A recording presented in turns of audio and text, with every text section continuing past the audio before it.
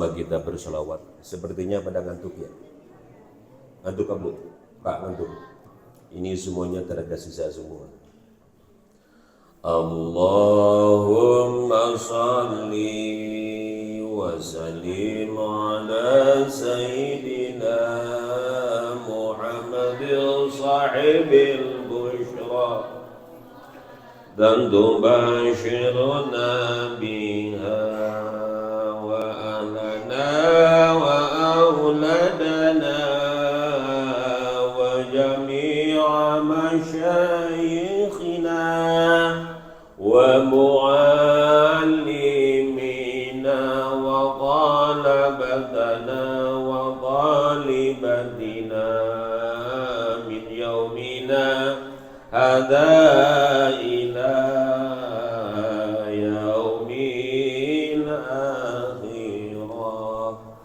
Assalamualaikum warahmatullahi wabarakatuh.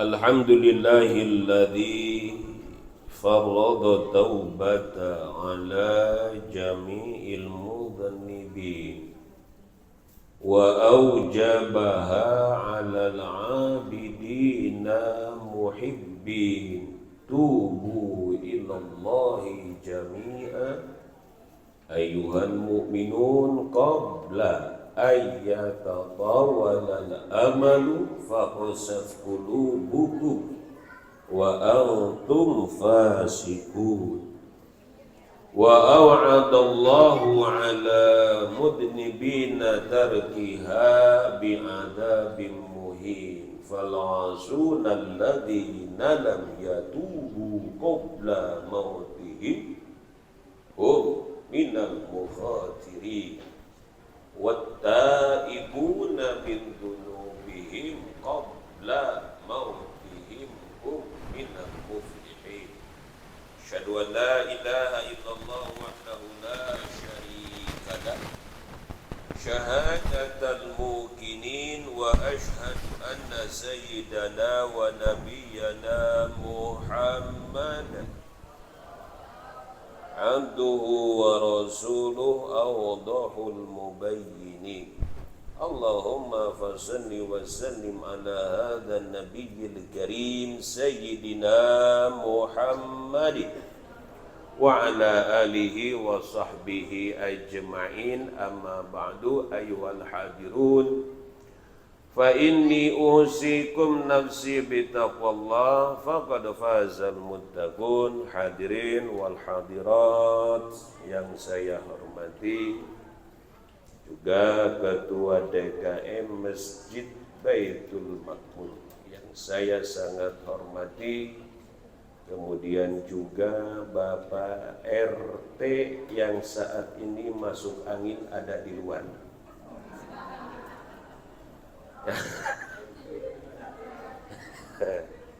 Yang saya sangat hormati, mudah-mudahan anginnya keluar. Alhamdulillah Bapak Ibu semuanya, malam hari ini cuaca cukup cerah. Alhamdulillah cuaca pada saat ini memang berbeda. Berbedanya apa? Yang dijemur baju tapi yang kering malah dompet. Yang dijemur baju, yang kering malah dompet. Kenapa itu? Syukur pada Allah berbagai macam karunia dan kenikmatannya. Alhamdulillah wa syukru ala ni'amillah, sehingga malam hari ini kita bisa melakukan yang orang Bogor mah bilang jabrah. Apa jabrah itu? Rajaban di bulan Roah. Itu namanya jabrah. Apa jabrah itu? Rajaban di bulan Roah. Memang DKM ini pinter dia. Dia mengambil spotnya di tengah. Spotnya di tengah. Jadi Rajabnya lewat sudah kan? Sya'ban sedang berlanjut. Bentar lagi Ramadan. Jadi sekali mendayung, emang Baitul Maqmur emang oke. Subhanallah, luar biasa. Maka terlebih saya sangat mengapresiasi kepada para pemuda-pemudi Baitul Maqbur. Sangat-sangat luar biasa yang sudah berani tampil di depan publik. Karena itu bukan perkara mudah. Maka ada satu ungkapan, syubbanul yaum rijalul qad. Syubbanul yaum rijalul qad. Pemuda hari ini, harapan hari esok. Bagaimana 10 tahun ke depan tergantung pemuda hari ini. Bagaimana 10 tahun ke depan? Bagaimana pemuda hari ini? Kalau kita Pak, Bu, sudah ngapain? Sudah bawa apa kita ini? Usia kita ini pagi, siang, asar, menjelang maghrib sudah isya usia kita ini. Kayaknya usia kita sudah menjelang maghrib kayaknya ya. Oleh karenanya ini yuk kita apresiasi anak muda itu. Maka rijalul yaum syubbanul yaum rijalul. Kemudian inna fi yadi syubban amrul ummah wa fi iqdamiha hayataha. Maka inna fi yadi syubban, di tangan para pemuda. Inna fi yadi syubban amrul ummah, urusan publik, urusan keumatan itu ada di tangan siapa? Di tangan pemuda. Wa fi iqdamiha hayataha, mau maju mau mundur itu di tangan pemuda. Maka yuk kita didik, kita arahkan para pemuda supaya menjadi rijalul qad.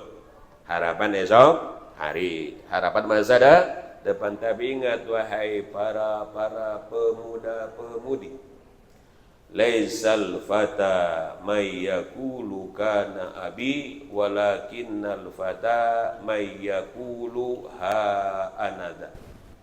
Tidak dikatakan seorang pemuda yang suka membanggakan keturunannya. Bapak gua mah kiai, bapak gua mah ulama, bapak gua mah wali. Memang bapak gua wali murid, walinya wali. Bapak wali orang baik-baik, iya, itu kan bapakmu.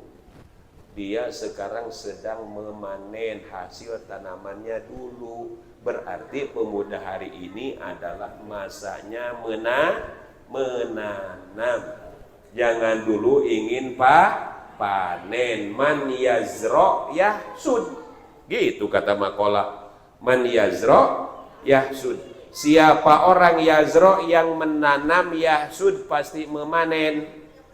Orang yang menanam pasti memanen. Nanam tomat pasti panennya.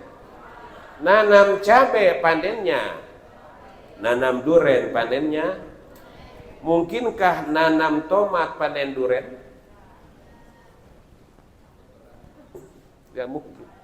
Oleh karenanya ini penting untuk anak muda untuk menanam yang baik-baik. Baik, Ibu semuanya, salawat juga salam senantiasa Allah curah limpahkan selalu kepada hariban terkasih tercintanya baginda kita Nabi Yuna Muhammad, pada keluarganya, sahabat-sahabatnya, dan pada kita semuanya. Semoga nanti di mana yauma yafirul mar'u min akhihi wa ummihi wa abihi wa sahibatihi wa banih likulli imri'in minhum yauma idzin sya'nun. Di situ puncaknya stres.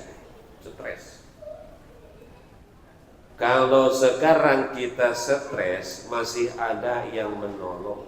Kita miskin, gak punya rumah, ada program Rutilahu. Apa itu Rutilahu? Rumah tidak layak huni. Rutilahu. Kita gak punya duit, ada BPJS. Kita kena musibah, kena bencana, rumah hilang, ada apa? Ada bantu? Stres ya, tapi stres kita di dunia yang ngebantu. Tapi stresnya di akhirat, subhanallah, nggak ada yang nolong. Keringat bergantung amal. Keringat bergantung amal. Jadi seberapa amalnya, segitulah ketinggian keringatnya. Di situ puncaknya stres. Matahari dekat Bawah lantai tidak ada gundukan tanah, warna tanah sekarang coklat, nanti mah perak. Warnanya perak, matahari dekat, bisa dibayangin kayak apa. Dalam kondisi seperti itu, mudah-mudahan kita semuanya mendapatkan syafaat Rasulullah sallallahu alaihi wasallam. Maka rahimakumullah. Kembali ke tema awal bahwa ada satu ungkapan hikmah. Rajab syahrullah, Sya'ban syahri, wa Ramadan syahrul ummati. Ada ungkapan hikmah. Rajab itu adalah syahrullah, bulannya Allah. Dalam arti itu adalah momentum kita untuk tobat. Untuk tobat. Karena kita ini dalam hidup, Bu, ya, kita datang ke sini, Bu, masih diizinkan oleh Allah kita datang ke rumahnya Allah malam ini. Kita datang ke tempat ini membawa segunung dosa. Membawa segunung dosa. Mudah-mudahan dengan hadirnya di rumahnya Allah ini yang Allah izinkan kita untuk bisa hadir di sini, pulang dari tempat ini kita mendapatkan ampunan Allah Subhanahu. Maka hadirin rahimakumullah, Allah tidak menuntut kita untuk menjadi manusia sempurna. Allah tidak menuntut kita untuk menjadi orang sempurna. Kata Allah, yang penting ibadah kamu benar arahnya. Ibadahmu benar arah. Lalu kata Allah, maka kembalilah kamu, tobatlah kamu. Maka dengan tobatnya kamu bukan berarti status kemakhlukanmu terhapus. Maka kata Allah, pulang. Siap-siap untuk pulang. Karena kita ini sesungguhnya sedang musafir, sedang merantau. Berarti kalau di dunia merantau, berarti akhirat adalah tempat pulang. Orang merantau pasti sebentar lagi kita bulan puasa. Itu biasanya menjelang H-min berapa suka ada acara apa? Mudik. Kalau ibu bapak berani nggak mudik kalau nggak punya bekal? Berani nggak? Mudik nggak punya bekal, berani nggak kira-kira? Nggak berani. Kalau kita nggak punya bekal dipaksakan mudik, itu namanya apa? Nggak punya bekal dipaksakan mudik. Nah sama juga, Bu, kita pulang ke akhirat dipaksa untuk mudik. Balik ke akhirat, kita jadi gembel akhirat nanti. Kalau gembel di dunia aja sengsara, gembel dunia aja sengsara, apalagi gembel. Subhanallah. Nah ini momen untuk ini, yuk kita bertaubat kembali kepada Allah. Kata Allah, saya tidak melihat betapa buruknya kelakuan masa lalumu, tapi sejujur apa kamu hari ini. Allah tidak melihat seburuk masa lalu kita. Karena tidak ada gading yang tak. Semua manusia pasti punya masa. Kata Allah, aku tidak melihat masa lalumu, tapi sejujur apa kau datang hari ini kepadaku. Ini pentingnya, kita jujur kepada Allah. Maka Rajab itu adalah syahrullah. Maka wasari'u ila maghfiratin min rabbikum wa jannatin arduhas samawati wal ardh. Kemudian kata Nabi, Sya'ban syahri.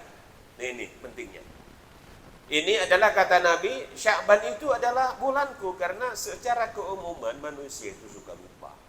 Karena bulan Sya'ban ini diapit oleh bulan Rajab dengan bulan Ramadan. Maka ini adalah dibulani Rasul banyak puasa.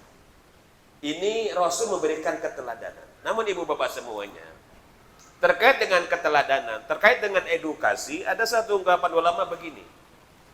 Tarbiyatul waladi asyakku wa tarbiyatul binti adakku.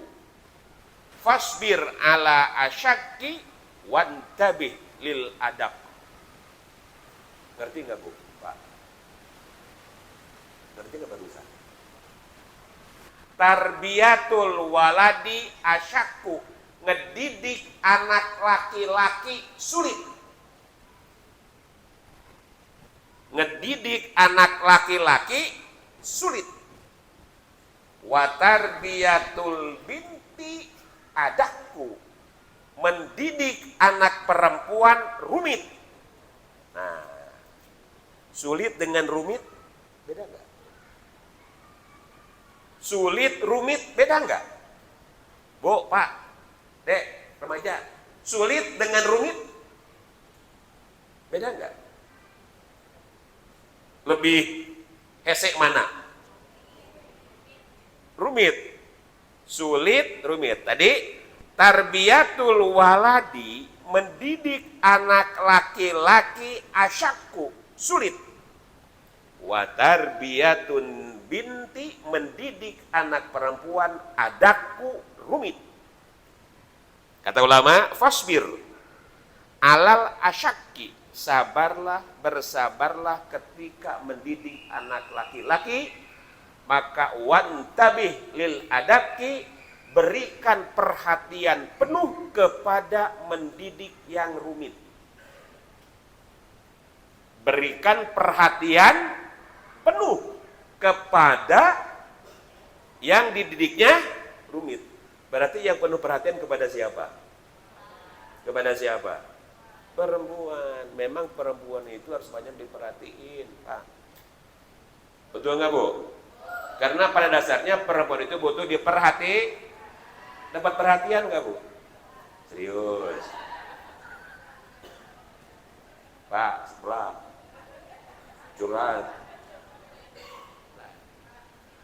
Ya, kamu tadi perhatiin. Nah, sekarang gini aja deh, Bu. Contoh. Make kopiah aja make kurudung babarian mana? Nah. Nih, kalau yang kopiah, dah. Oke.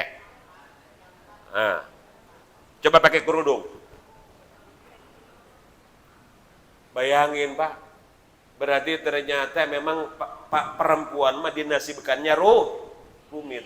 Coba lihat gaun pengantin laki-laki dengan perempuan, rumit mana?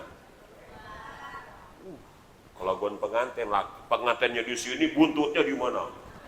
Baju nanggus make kawat, make behel, rumit baju awewe. Eta karak baju beritu mensimbolkan karakter.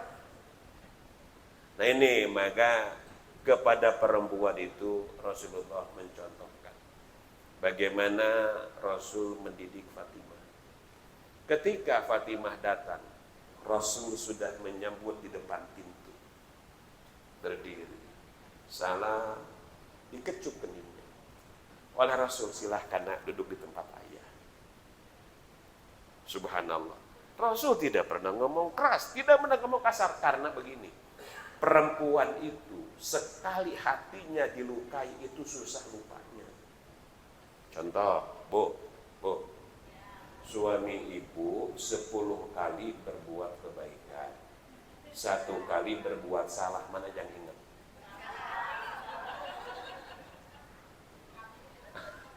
Bu, jujur. Suami ibu 10 kali berbuat kebaikan, 1 kali berbuat salah, mana yang diingat?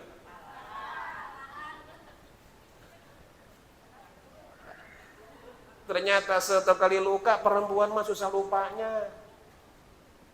Susah lupanya. Itulah rumitnya perempuan, Pak. Maka perempuan mah bengkok pas tulang iga, dilepangkeun karah potong, dicarekan karah mewek. Pada sama ibu-ibu biasa. Lamun can mewek kan puas biasanya gitu. Nah ini maka kata pendidikan tadi, kata ulama tadi, wa tarbiyatul binti adakku, mendidik anak perempuan rumit. Okos benang kusut. Okos benang kusut. Maka itulah kita kepada anak perempuan ekstra. Kan begini, Bu. Punya anak cowok, punya. Anak cewek punya, gimana karakternya? Anak cowok, Bu, kalau datang ke rumah, assalamualaikum, waalaikumsalam. Udah masuk kamar udah kalau cowok. Betul nggak, Bu? Ada tes nasional. Tapi anak perempuan, oh udah cerita. Wah, tadi di sekolah, cerita sama mamanya. Biasanya anak perempuan begitu. Tapi kan anak cowok, jangankan anak cowok, suami aja diem aja, jarang ngomong. Yang banyak ngomong siapa? Ada itu. Nah, itulah Pak Bu semuanya ya. Ini secara keretakannya, kita kembali. Maka kata Nabi, adibu awladakum bithalati khisolin. Adabkan anakmu, etikakan anakmu, moralkan anakmu bithalati khisolin. Dengan 3 karakter. Dengan 3 karakter. Yang pertama, hubbi nabiyikum. Tanamkan kepada anak kita cinta pada baginda Bisa kan begini, secara psikologis, orang itu cenderung kepada yang digandrungi biasanya. Betul nggak Bu? Pak, betul nggak? Cenderungan orang itu menggandrungi yang dicintai. Pernah dengar nama Marilyn Monroe nggak? Pernah dengar Marilyn Monroe? Berarti kalau ibu pernah dengar Marilyn Monroe, berarti ibu gadis tahun 70-an. Bapak pernah dengar nama Elvis Presley? Nah, yang terkenal dengan sepatunya, rambutnya, warna jaketnya. Nah ini Marilyn Monroe itu kalau dia keluar salon, seketika itu rambutnya jadi model dunia. Karena dia jadi public figure, jadi contoh. Mungkin kalau Marilyn Monroe terlalu sono, kesininya lagi mundur dikit. Madonna. Tahu Madonna? Bukan Maradona. Madonna. Oke, sekarang Madonnanya Indonesia. Niki Ardila, tahu? Nah ini Bu. Ini semuanya apa? Ini ikon. Ini menjadi top model. Maka contoh yang paling ideal itu dalam hidup kita adalah baginda. Bu, tidak ada manusia yang dari tidur sampai tidur lagi jadi contoh, nggak ada. Kecuali tidurnya jadi contoh, makannya jadi contoh, duduknya jadi contoh, semuanya jadi contoh. Tapi dengan kita sih beda-beda dikit lah. Beda-beda dikit. Dikit bedanya. Kalau Nabi sedikit-sedikit ibadah, sedikit-sedikit ibadah. Kalau kita ibadahnya sedikit, bedanya apa ya? Kalau Nabi mah tidurnya jarang. Rasul itu jarang tidur. Kalau kita jarang.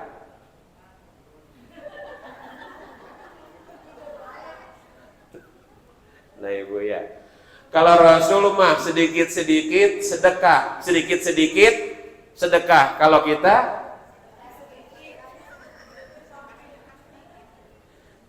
mah sedekahnya,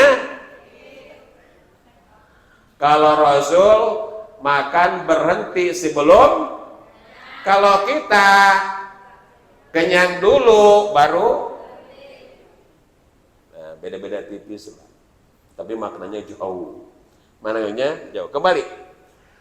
Rasul itu adalah sosok keteladanan. Tidak ada manusia yang sesempurna Rasul, sekujur tubuhnya diburu.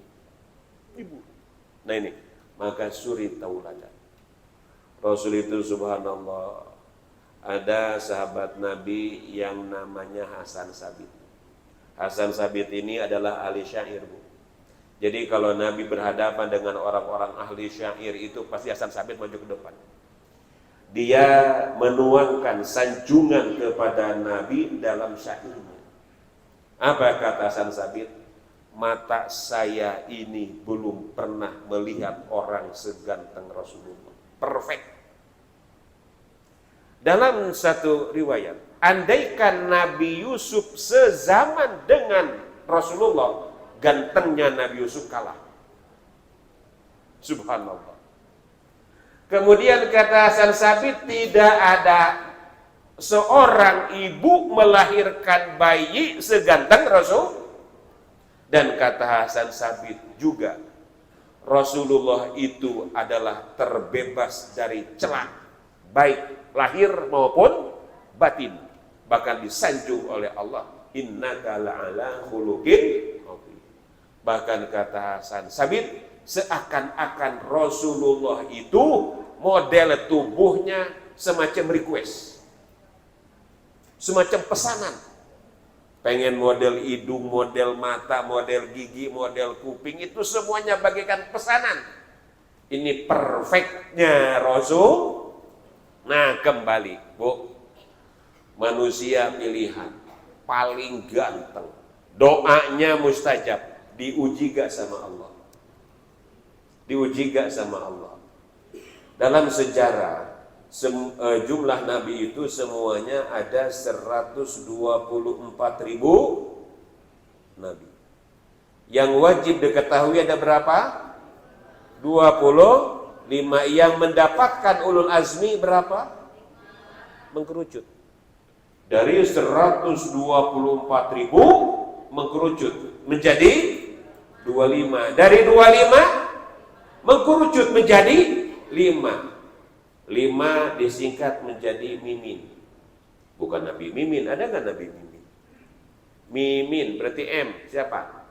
Musa. Kemudian siapa? Isa. Kemudian siapa lagi? Ibrahim. Kemudian Nuh. Kemudian Muhammad. Ujiannya luar biasa.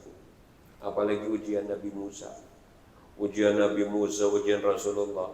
Ketika Nabi Musa dikejar oleh Fir'aun ke negeri Madian. Bayangin Bu, baju hanya yang dipakai. Perjalanan Mesir Madian 8 hari 8 malam. Nabi Musa tidak bawa minuman, tidak bawa makanan. Dikejar oleh siapa? Oleh Fir'aun. Menyelamatkan diri, bayangin, lari di padang pasir tanpa apa? Tanpa alas kaki ke Madian. Mesir Madian itu rute terdekat 8 hari 8 malam. Nabi Musa nggak bawa air, tidak bawa makanan. Maka ketika Nabi Musa bersandar di satu pohon melihat gerombolan pengembala menimba air, ada 2 anak gadis di belakang. Dia tidak tercampur. Itu menjaga kehormatan itu perempuan. Perempuan menjaga kehormatannya. Maka di situ sebagai dalil, bolehkah perempuan bekerja? Nah, itu jadi dalil itu. Maka di dalam surah Al-A'raf ayat 21, perempuan boleh berkarir dengan catatan: 1, menjaga kehormatan; 2, bertanggung jawab; 3, keterpaksaan. 3 tuh. Kalau wanita berkarir 1 apa tadi? Menjaga kehormatan. Jaga kehormatannya sebagai wanita. 2, apa? Tanggung jawab. Yang 3, keterpaksaan. Cenasa laki, ngista usaha, anak, loba, para banen, rea. Lamun teu dibantuan gawe kumaha. Nah, itu apa namanya? Keterpaksaan. Nah kembali, Nabi Musa menyandar tanpa diminta, tanpa diupah. Tahu-tahu Nabi Musa ingin nolong. Hikmahnya apa? Maka ketika kita susah dan keinginan hati ingin nolong orang, itu pertanda bahwa Allah sedang menjaga hati kita. Bayangin Pak, lagi susah, ini masih ada rasa empati. Ketika kita susah, ada empati di dalam hati kita, ingin nolong orang, itu pertanda bahwa Allah menjaga hati. Ini penting. Jadi jangan sampai alasan, saya mah teu boga nanaon, saya mah gak punya apa-apa, nggak bisa ngebantu. Contoh Nabi Musa. Dalam kondisi lemah, lemas, lunglai, dia masih membantu orang. Ini pentingnya kita hidup gotong royong. Nah kembali, Nabi Muhammad diujinya luar biasa. Luar biasa. Maka dalam satu waktu Nabi Muhammad itu, maka sholatnya beliau itu tidak semua beliau sholat di masjid. Jadi kata Nabi, la taj'alu buyutakum kuburon. Jangan jadikan rumah kamu itu seperti kuburan. Bapak semua, umpama begini, jangan sitak semua sholat itu di masjid. Maka bapak qobliyah ba'diyah di rumah, tahajud di rumah, sholat wajibnya di masjid. Maka jangan sampai gini, buatlah kenang-kenangan di rumah kita, oh ini tempat sholat ayah. Jangan sampai rumah itu jadi saksi apa? Saksi bukan hal-hal yang baik. Bikinlah rumah menjadi saksi bahwa di tempat itu kita melakukan kebaikan. Nah kembali ibu semua, sampai-sampai Rasul itu sholat tahajudnya di samping Siti Aisyah. Ketika Rasul mau sujud, ditarik kakinya Siti Aisyah itu. Berarti apa? Saking tepatnya terbatas. Kira-kira apa? Pernah nggak orang sujud pemajikan narik suku? Kayaknya belum pernah deh. Kakinya ditarik gitu. Sampai-sampai Rasulullah itu sholat malam kakinya bengkak. Kakinya bengkak karena kelamaan berdiri. Bayangin Pak, satu rakaat itu Al-Baqarah hatam, Al-Imran hatam, di pertengahan surat An-Nisa baru ruku. Pertengahan surat An-Nisa baru ruku. Lama rukunya lama sama dengan lama berdirinya, sampai kakinya bengkak-bengkak. Kaki kita bengkak, ya, tapi bukan kebanyakan sholat, tapi asam. Bukan kebanyakan sholat lagi. Penyakitnya kenapa? Asam. Nah kembali ibu bapak semuanya. Inilah satu biografi Rasulullah yang semuanya cara minumnya, cara tidurnya. Maka Nabi mengajarkan doa makan gimana? Doa makan Allahumma bima waqina. Doa minum. Suka minum enggak, Bu? Baca doa enggak? Doa minum coba. Suka minum? Baca doa? Alhamdulillahilladzi saqana adzaban furatan bi rahmatihi wa lam yaj'al milhan ujajan bi dzunubina. Suka dibaca? Kenapa enggak dibaca? Baca doa. Bahkan kalau makan cara Rasul makan tuh hatta yal aqoha auyul ikoha. Diapain? Bila perlu piringnya diapain? Pernah nggak begitu? Apa hikmahnya? Karena kita nggak tahu di mana butiran nasi yang berkah, kita nggak tahu.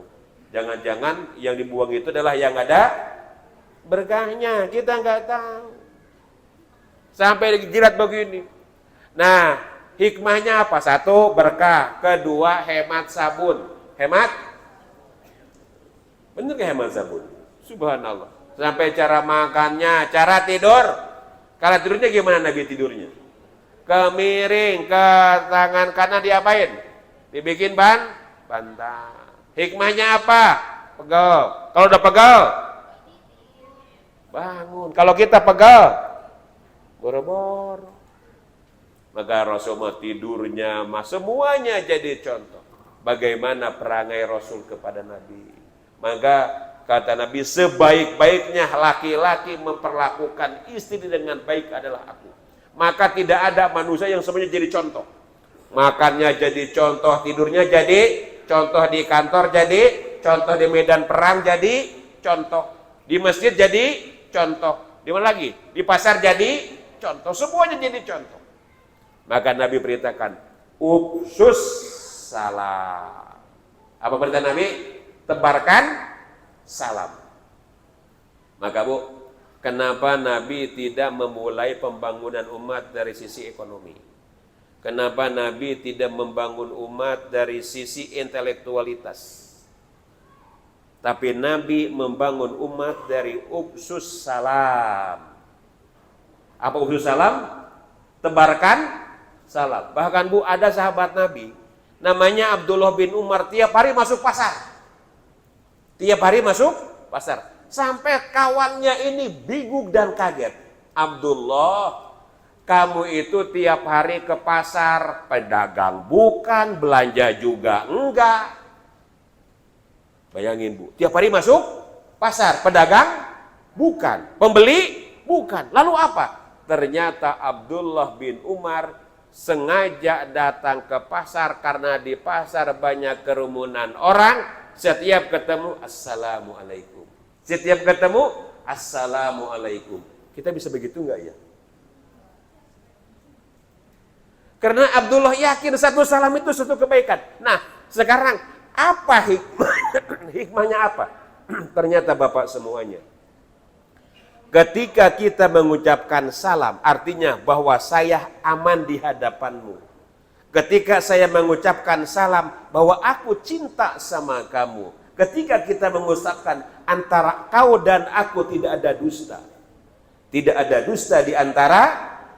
Nah, ini ketika mengucapkan salam orang merasa nyaman, merasa tenang. Kira-kira investor datang mau apa? Investor datang itu kalau negaranya aman. Kalau negaranya gak aman, investor datang apa enggak? Nah, ini Ibu semuanya. Ternyata yang kita harus ciptakan adalah rasa aman. Nah, kembali kemudian Mi'rajnya dan Nabi tadi sudah disinggung. Nah, kalau kita ada segi di dalam Al-Quran itu surah Atin watini wazaitun watu di sini wahadal. Kalau kita kerucutkan Bu, itu semuanya Isra Mi'raj. Perjalanannya. Ayat pertama apa tadi? Watini. Apa watini itu? Apa namanya? Watin nama apa? Nama buah. Wazaitun juga nama. Itu subhanallah. Allah mengganti nama negara dengan nama buah. Penghasil tin terbaik, penghasil zaitun terbaik itu negara Palestina. Ada nggak di Indonesia daerah diwakili oleh nama buah? Ada nggak di Indonesia? Daerah diwakili nama buah. Dukuh. Dukuh di mana Dukuh? Tuh, baru nge. Oh iya. Di Indonesia banyak kah daerah diwakili nama buah? Dukuh, mana tadi? Palembang. Jeruk. Mana jeruk? Talas. Pisang. Ini apa namanya? Pisang Lampung, jeruk Bali, Pontianak.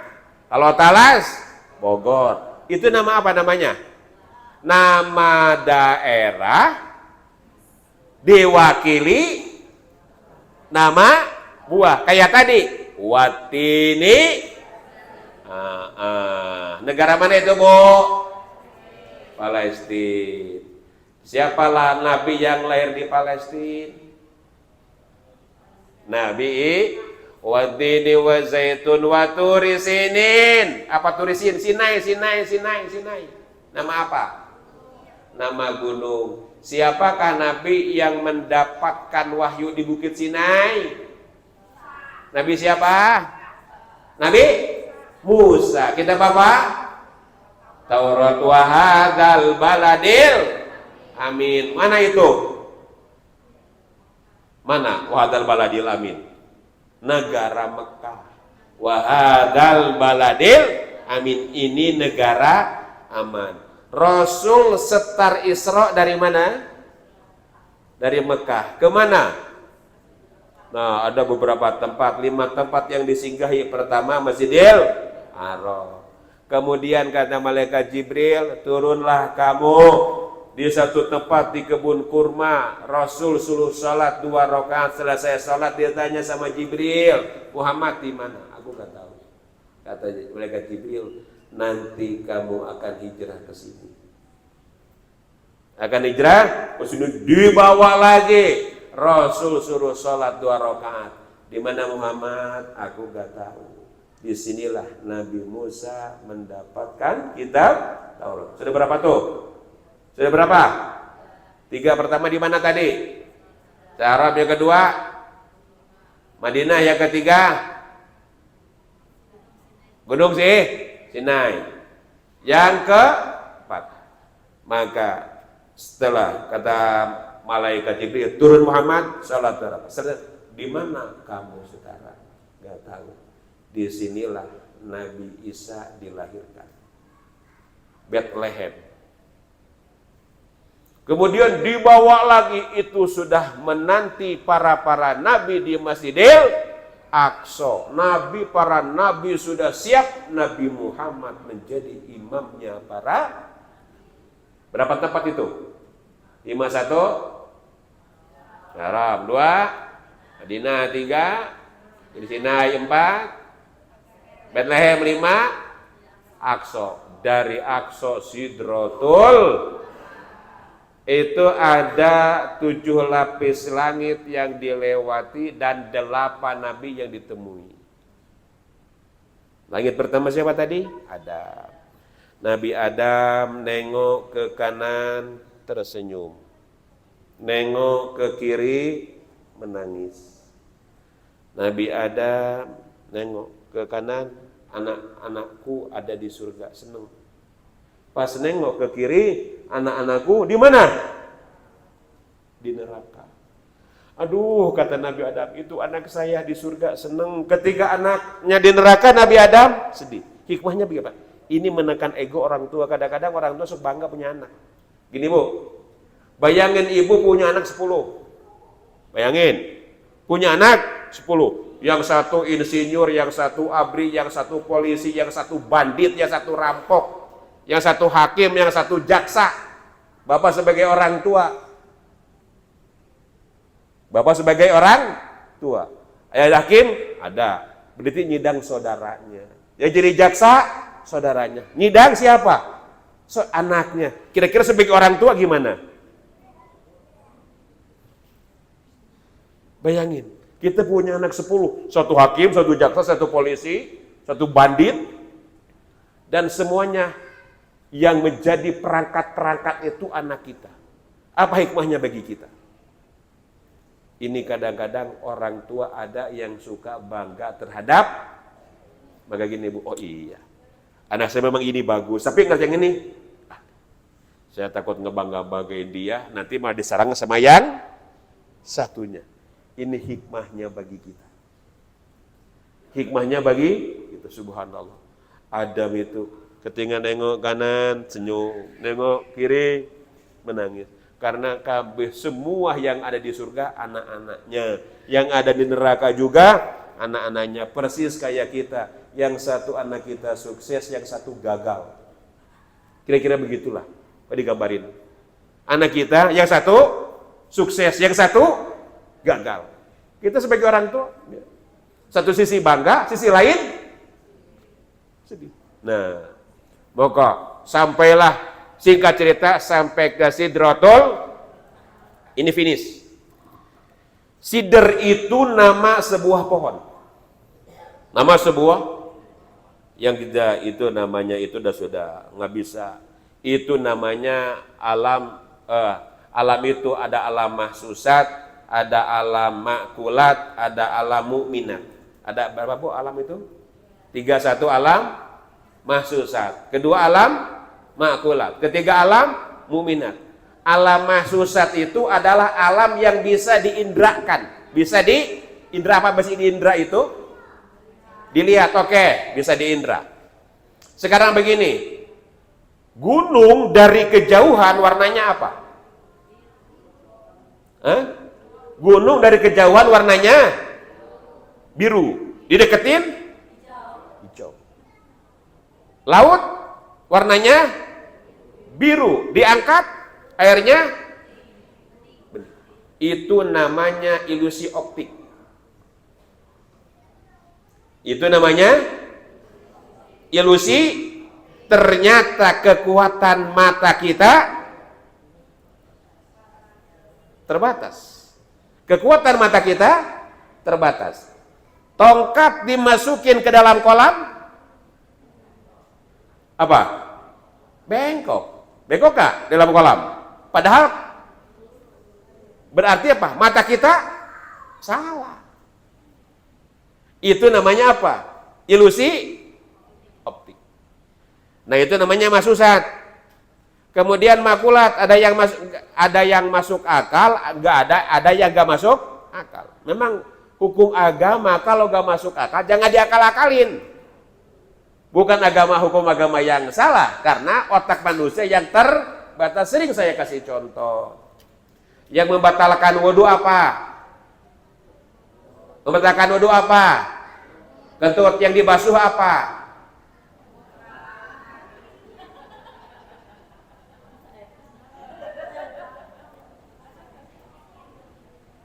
Yang batal wudhu kentut. Yang dibasuh, yang bikin masalah siapa? Yang bikin masalah siapa? Yang dibasuh. Nah, itu kadang-kadang gak masuk akal. Tapi walau bagaimanapun sadar juga kita, yang kentut pantat yang malu. Nah gitu. Nah, ada lagi mukminat. Nah, Sidratul Muntaha ini adalah di luar jangkauan otak mano. Berarti dikejarnya sama apa? Sama Kalau iman itu semuanya tembus, Bu. Kalau semua iman itu tembus, semuanya iman. Semuanya teman-teman tembus. Maka gini aja contoh yang paling gampang. Bu, dari sini rumah ibu kelihatan kak? Kelihatan kak? Dari sini kelihatan kak? Turunin pakai mata hati, kelihatan kak? Kelihatan. Ada kulkas? Di mana kulkas? Ada isinya? Ada? Ada kasur? Di bawah kasur ada apa? Ngelihatnya pakai mata apa? No, kalau mata hati tembus tembok gak ngaruh. Nah ini, apalagi iman. Ini penting, Bu. Ada berarti Mi'raj itu adalah iman. Nah, kembali Sidratul Muntaha itu adalah muntaha sidrun. Maka sidrun itu ada yang namanya pohon surga Allah hadirkan ke bumi, pohon sidar. Ada gak madu sidar? Ada gak madu sidar? Bu, tahu gak madu sidar? Itu madu yang paling mahal. Madu sidar. Madu sidar itu subhanallah, maka di Arab Saudi itu mereka suka menanam rumah, depan rumahnya itu pohon sidar. Jadi pohon sidar itu buahnya seperti kayak buah anggur kecil-kecil itu. Itu kalau itu diisep bunganya, diisep sama tawon, itu kualitas madunya nomor wahid, Pak. Kita mengaku beli mungkin sampai sekilo itu jutaan bu harganya. Itu namanya madu sidar. Itu pohon surga yang Allah hadirkan di mana? Di bumi. Atau kalau kita mah yang paling tahu pohon bidara. Nah itu sidar. Pohon bidara itu adalah sidar. Yang banyak apanya tuh? Nah itu. Cuma di kita mah nggak tumbuh besar kan? Jarang yang tumbuh dan dia pohon lambat. Itu adalah pohon surga yang Allah hadirkan di Sidratul sidar, pohon sidar. Muntaha finish selesai. Maka disitulah tertinggi, berita tertinggi dari langit turun dari situ, naik dari bawah ke atas sampai di situ. Disitulah hanya kesanggupan malaikat Jibril. Kesanggupan malaikat, selebihnya tidak tahu, selebihnya nggak tahu. Subhanallah. Maka ibu semuanya, nah di Sidratul Muntaha itulah berpisah dengan siapa?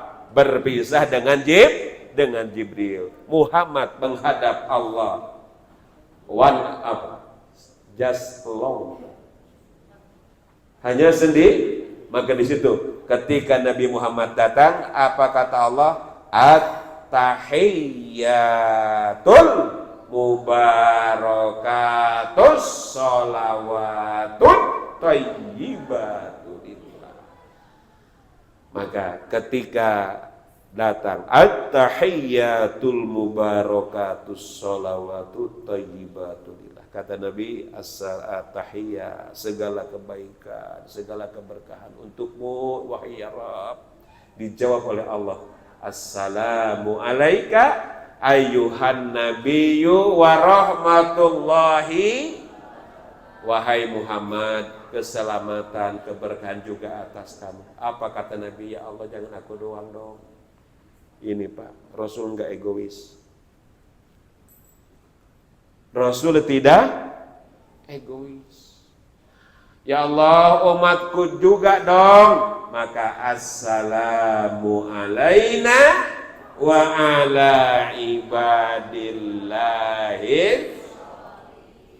Maka ibu semuanya, inilah Rasulullah begitu care-nya sama kita. Maka di antara hikmah daripada Isra Mi'raj itu adalah kenapa sih kita ceritakan sholat? Bu, Pak, punya masalah nggak Pak? Bu, punya masalah nggak? Pak, punya masalah nggak Pak? Ingin nggak punya masalah? Ingin nggak punya masalah? Ingin gak punya masalah? Ingin gak punya masalah? Maka gini Bu, ada seorang ketika seminar, seorang mahasiswa datang bertanya kepada dosen. Pak dosen, Pak, saya ini banyak masalah. Kata dosen, kamu ingin gak punya masalah? Iya, baik. Besok mau jajan dengan aku. Saya antarkan kamu kepada satu kampung, orang tidak punya masalah semua. Baik, aku mau. Diajak sama dosennya. Kemana? Ke kuburan. Dibawa kemana? Itulah orang-orang yang gak punya. Berarti hidup pasti punya. Kalau ingin gak punya masalah jangan. Kalau gak mau hidup, berarti hidup itu apa? Punya masa. Maka Bapak Ibu semuanya, Allah jadikan sholat sebagai media keluh kesah. Adukan masalah kita, adukan capek kita di dalam titipkan harapan kita pada Allah ketika tumpahkan air mata ketika kita sholat. Minta pengen apa sama Allah? Kalau minta sama orang mah kadang-kadang sekali iya ngasih, 2 kali jadi omong, 3 kali apalagi mah datang tuh dia tutup pintu ngapain? Pasti dia datang minta. Tapi kalau sama Allah, malasan Allah seneng kalau kita minta. Maka sholat itu adalah media pengaduan. Maka Ibu, ketika kita sholat, detak jantung kita stabil, otak kita tenang, harapan kita terbuka. Maka sholat adalah sebagai media. Maka di dalam sholat ada yang namanya sujud. Maka aqaribul ibad indallahi wa huwa sajidun faqirud du'a. Sedekat-dekatnya hamba dengan Allah ketika sholat adalah dalam sujud. Bu, Pak, sekarang Bapak karpet dudukin. Ibu sekarang karpet dudukin. Sekarang mana yang paling tinggi? Di dalam pala dengan pantat tinggi mana sekarang? Sekarang mana yang tertinggi? Kepala. Ketika sujud, mana yang tinggi? Kebalik ya. Sekarang yang tinggi kepala, pantat di bawah. Ketika sujud, pala yang di bawah, pantat yang di. Ini adalah bukti penghambaan. Maka kita meletakkan kepala di tanah yang bergemuruh di langit. Meletakkan wajah di tanah yang bergemuruh di langit.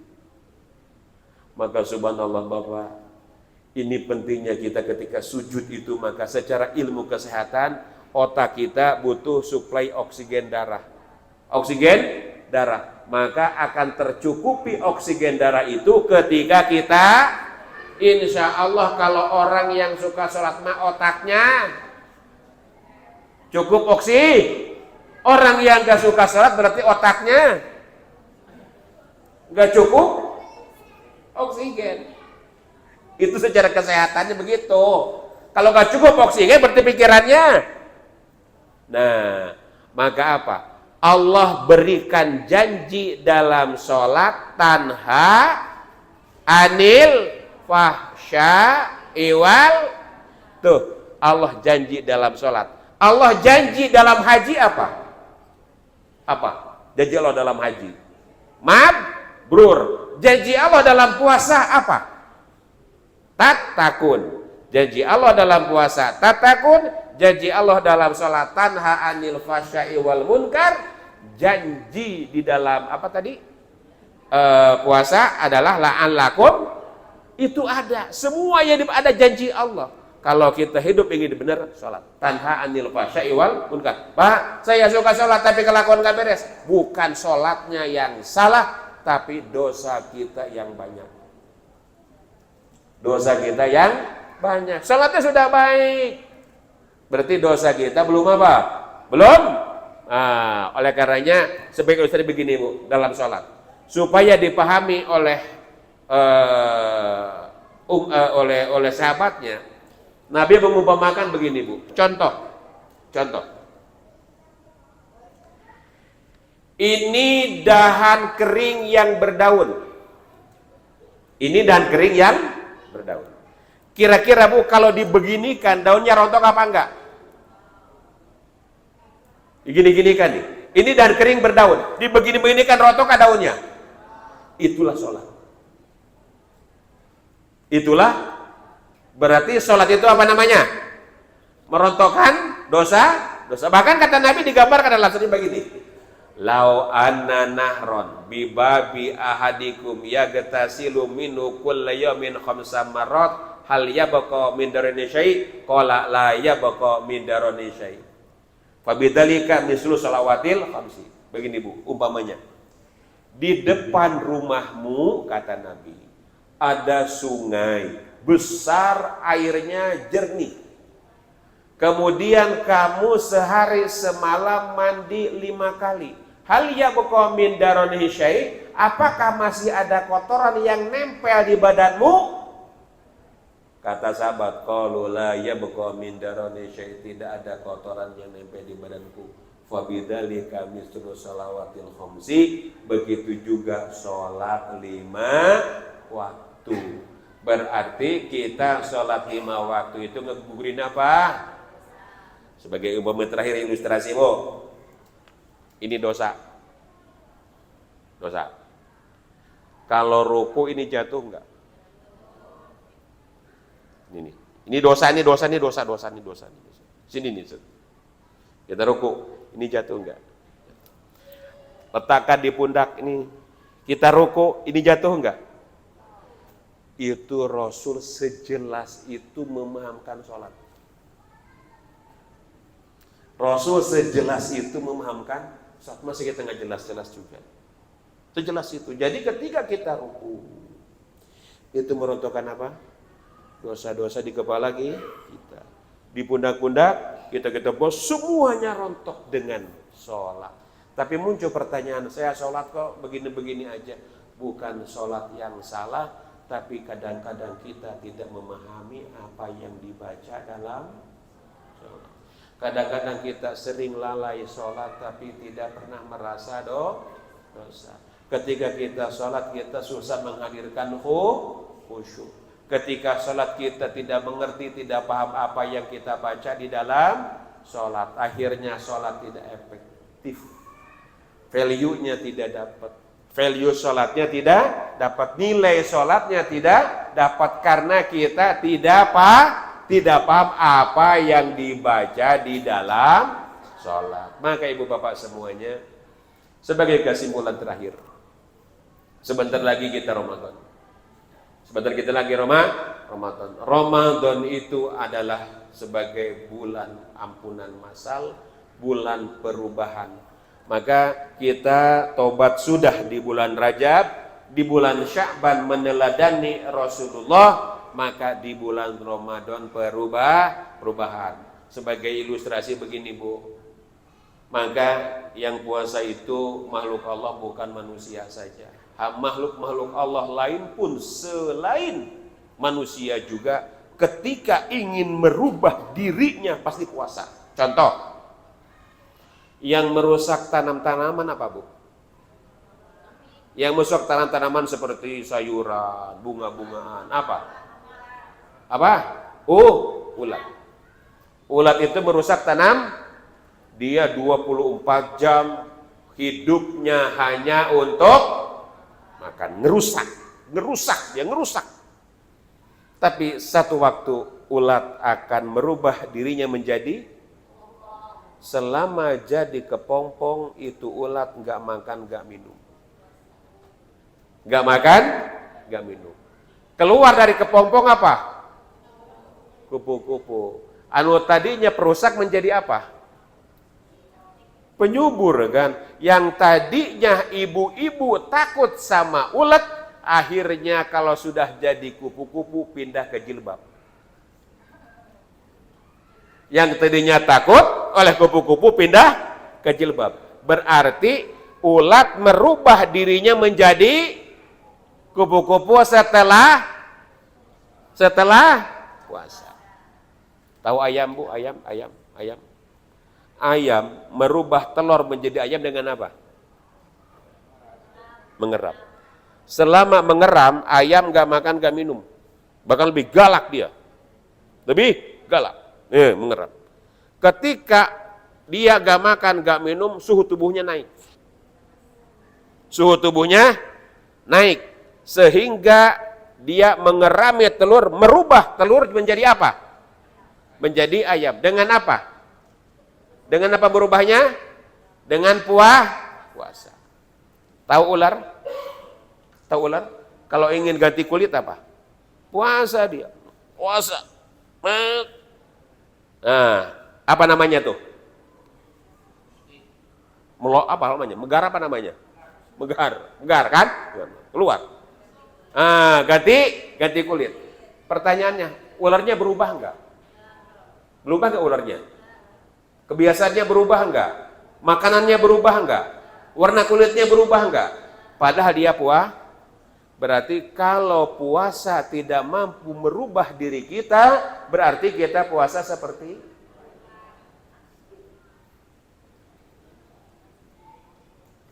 kalau puasa tidak merubah diri kita, berarti puasa kita seperti puasa orai orang. Puasa naon? Puasa orai tidak bisa merubah apa? Merubah diri, maka komitmen. Yuk sekarang kita merubah diri. Maka Ramadan itu Allah kasih kesempatan untuk kita merubah diri. Kira-kira kalau kita boleh jujur, usia kita sekarang berapa Bu Pak? Usia kita berapa? Bapak ada usia 25 Pak ada? Ibu berapa? Oke. Gak ada Pak. Kita ambil 40 aja Pak, yang lebih kasih ke yang kurang kasih yang lebih itu. 40 tahun, anggap sebenarnya 40 tahun. Kalau laki-laki baliknya berapa tahun? Laki-laki baliknya berapa tahun? 15 tahun. 40 diambil 15 berapa? Berarti 25. Berarti kalau sekarang kita usia 40 dipotong masa balik 15 tahun, sisa usia kita 20 51 tahun. Berarti kita sudah ketemu 25 kali Ramadan. 25 kali Ramadan. Oke, kalau ibu-ibu sekarang 40, baliknya perempuan berapa? 9 tahun. 40 diambil 9 31, berarti ibu sudah ketemu 31 kali Ramadan. Pertanyaannya, sudahkah Ramadan merubah diri kita? Berarti lamun can ngerubah keneh wae, berarti urang teh naon? Lamun can ngerubah keneh wae, berarti urang teh orai Bu, aduh, urang jadi orai.